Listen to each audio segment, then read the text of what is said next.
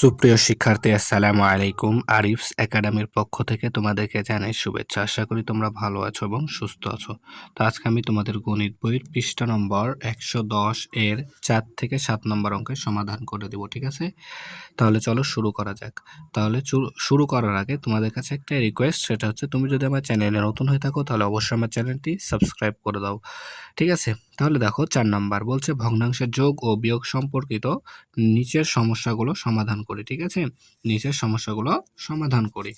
তো এরকম যোগ বিয়োগ কিন্তু আমরা শিখেছি অনেক, ঠিক আছে?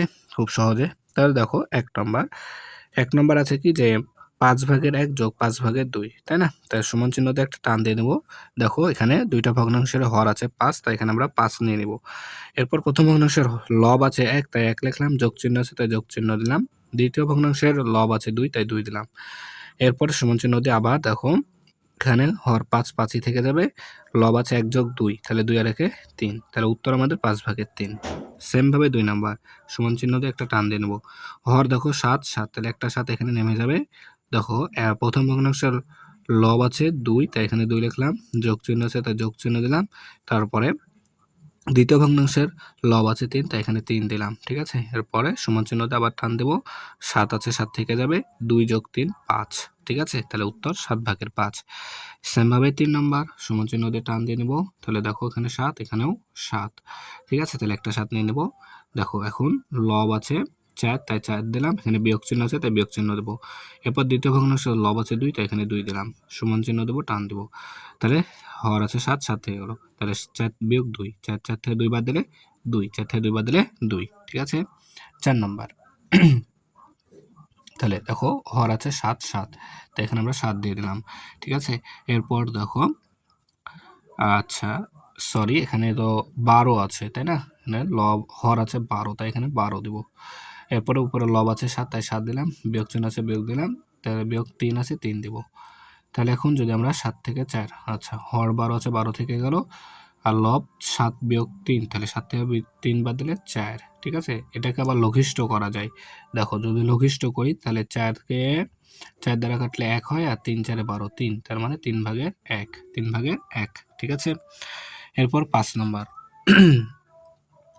সেম ভাবে সমান চিহ্ন দেব, দেখো টান দিব, তাহলে দেখো 5 5 5, তিনটা ভগ্নাংশেরই হর 5, তাই এখানে আমরা একটা 5 নিয়ে নিলাম।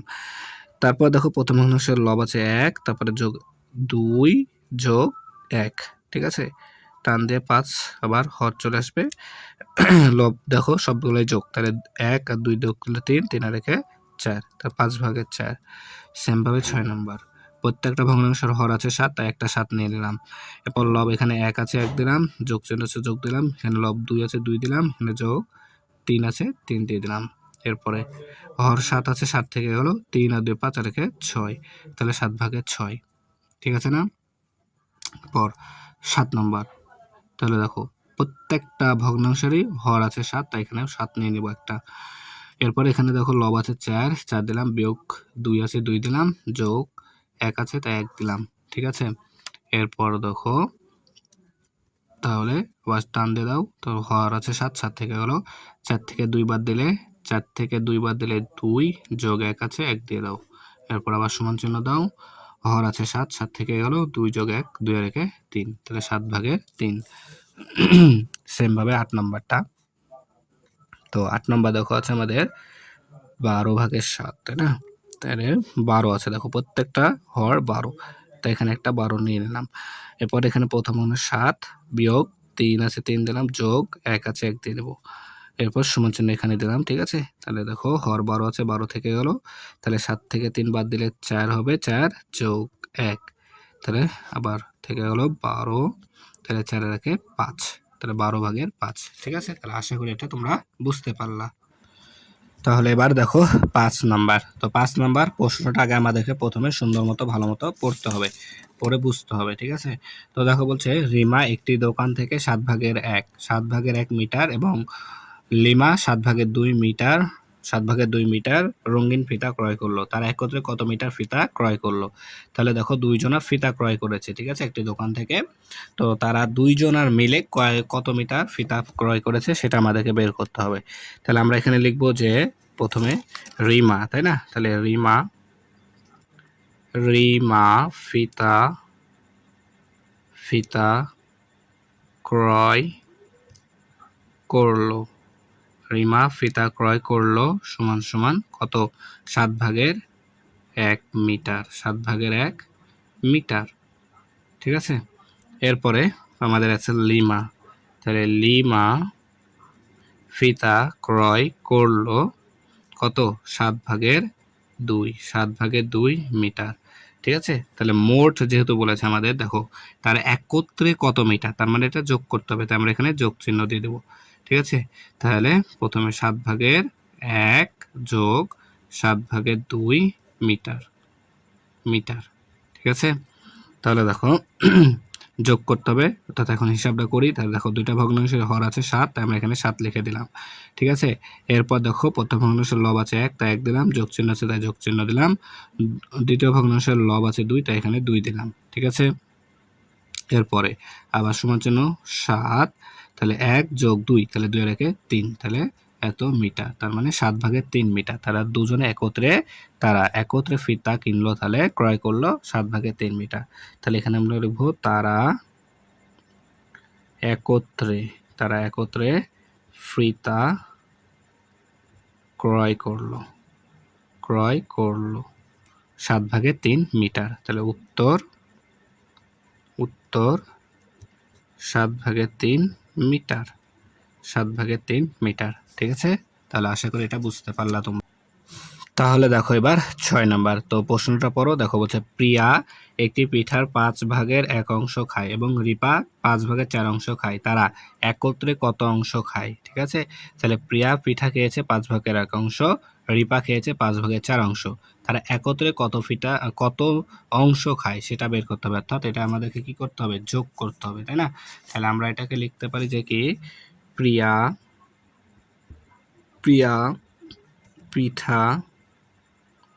পিঠা ঠিক আছে, পিঠা খায় সমান সমান 5/1 অংশ। এরপর রিপা পিঠা খায় সমান সমান 5/4 অংশ।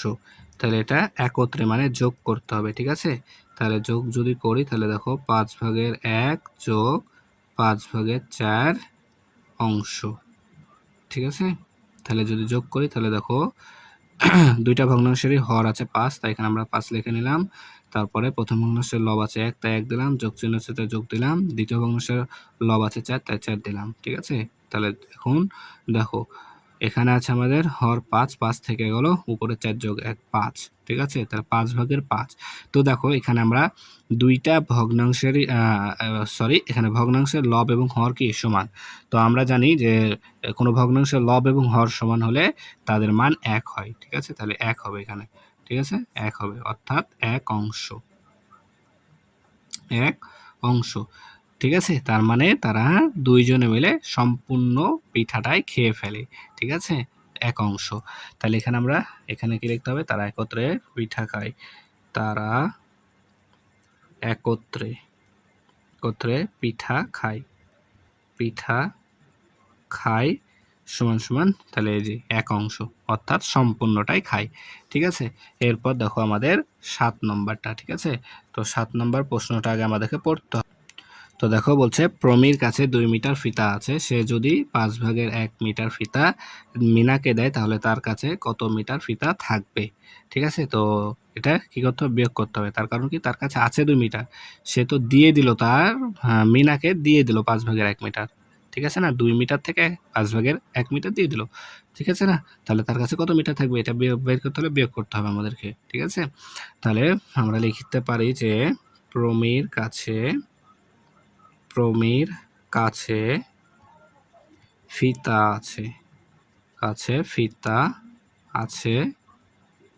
আছে সমান সমান 2 মিটার।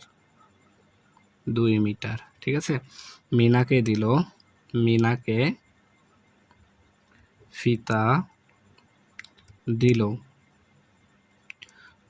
ফিতা দিল কত?